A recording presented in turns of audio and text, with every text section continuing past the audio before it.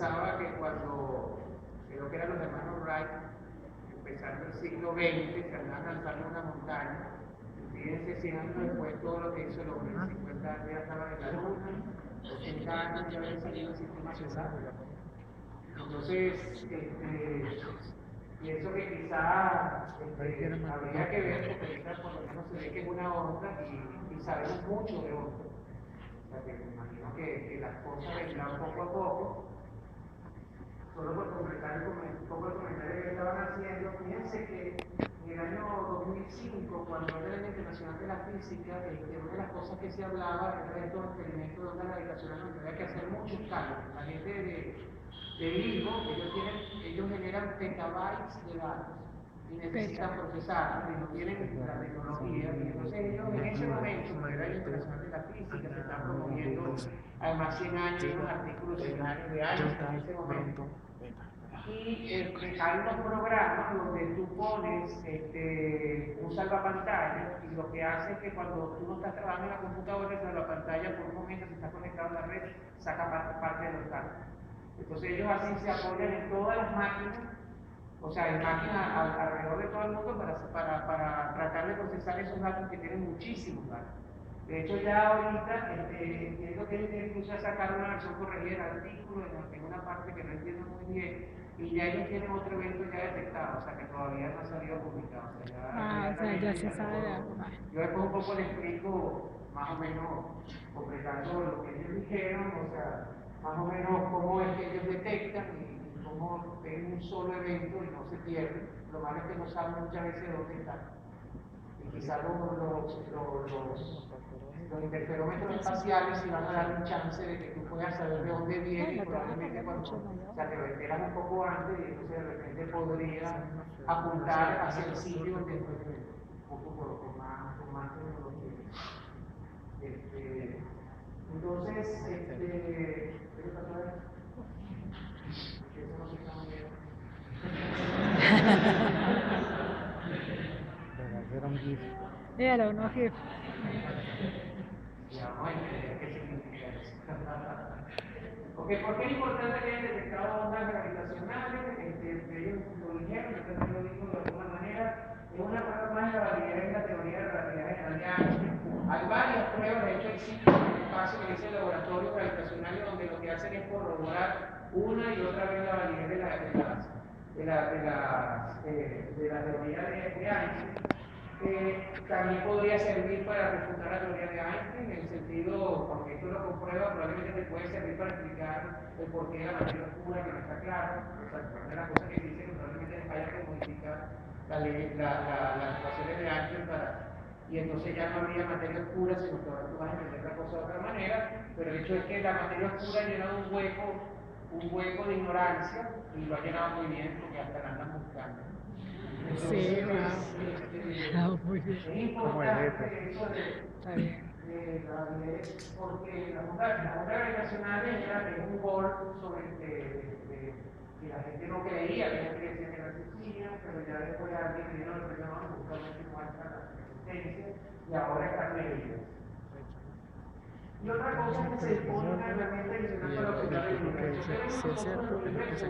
Uno quiere entender qué es lo que es el Big Bang, y entonces la información que uno tiene, que habrán escuchado de lo que es la radiación de fondo.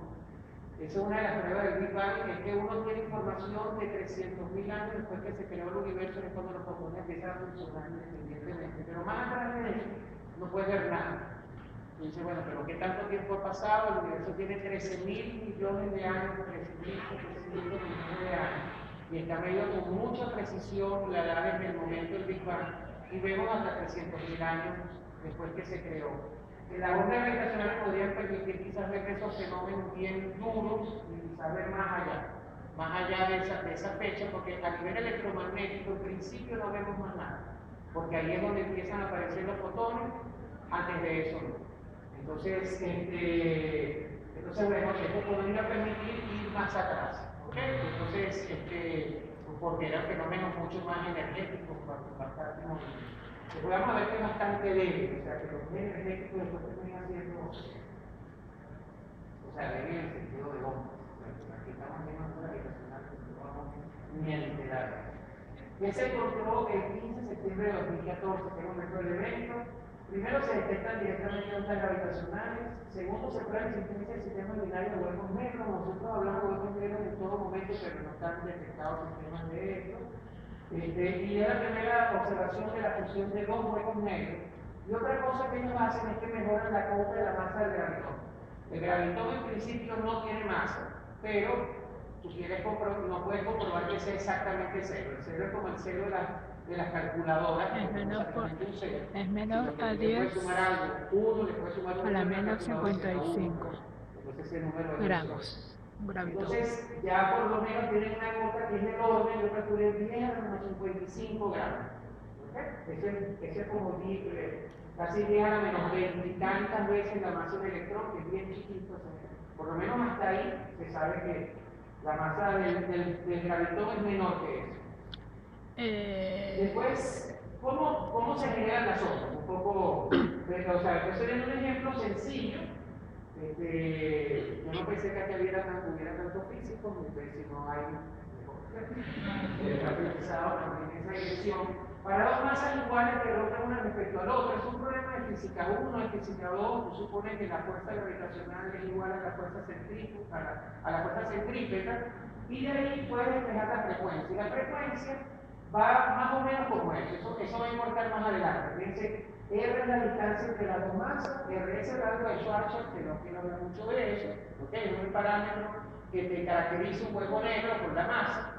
Y es importante eso porque entonces cuando ese radio disminuye, pues luego lo voy a decir, aumenta la frecuencia. Sí, Y esa frecuencia está aproximadamente a C por R a la 1 medio, R de S a la 1 medio sobre 10 por R a la 3 medios.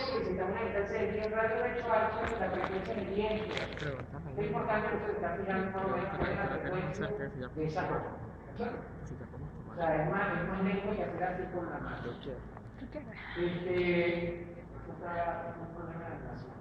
Entonces, ¿cómo se genera la zona? Entonces, lejos de la fuente, el campo gravitatorio se puede aproximar con una desviación respecto a una métrica plana.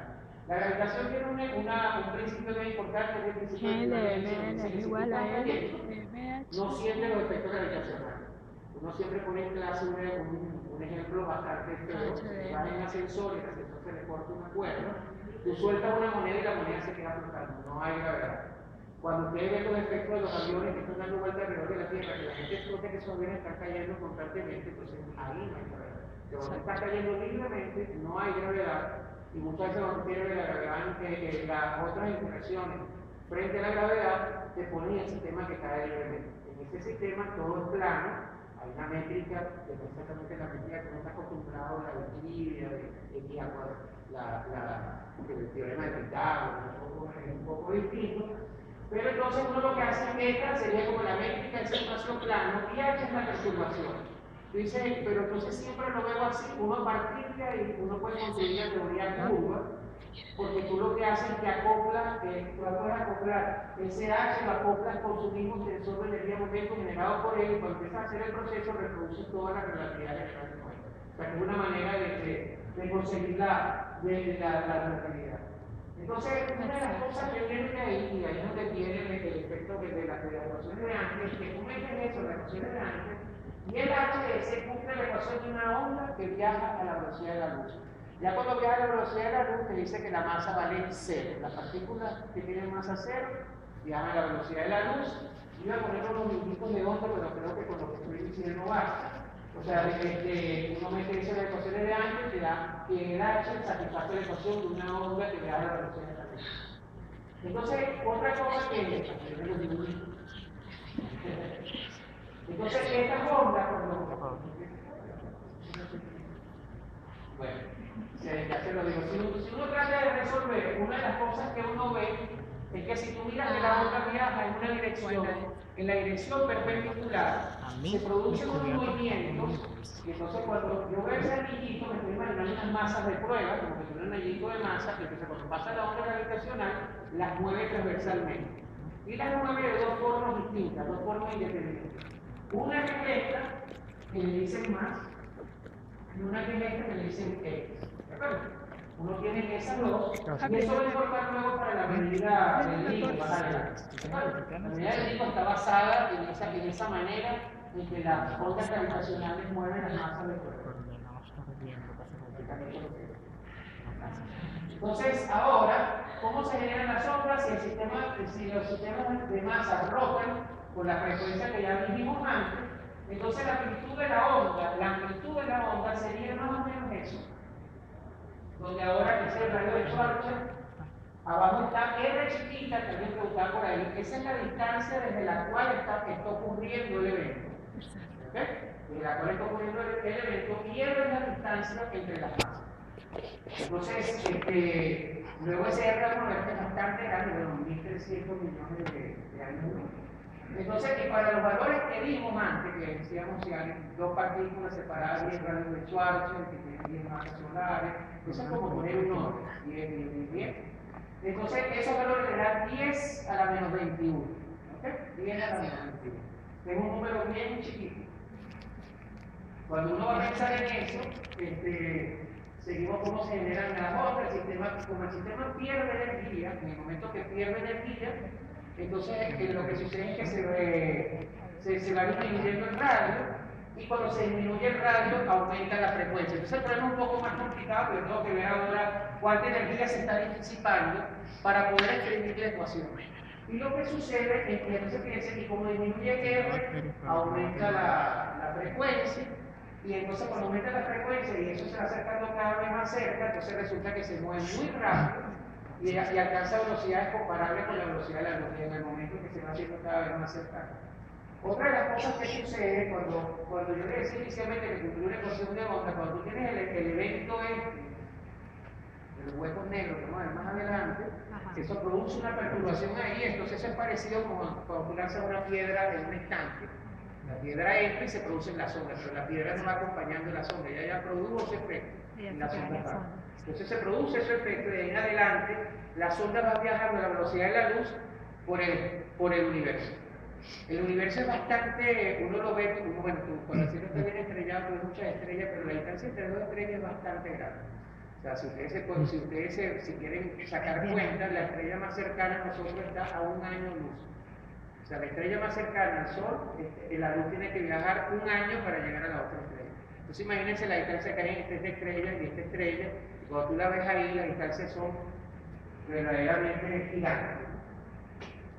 Entonces, para el caso de las masas distintas, se puede generalizar la difusión. Ahí, para los que estudian física, uno lo que hace es que se pone el sistema del centro de masa, mira la distancia relativa, y entonces el problema es muy parecido. Y aquí, vamos a ver si eso se mueve.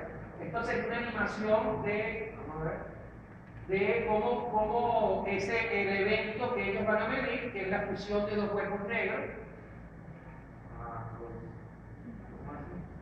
Dice que hay que hacerle clic, será con el curador. Vamos a ver, aquí.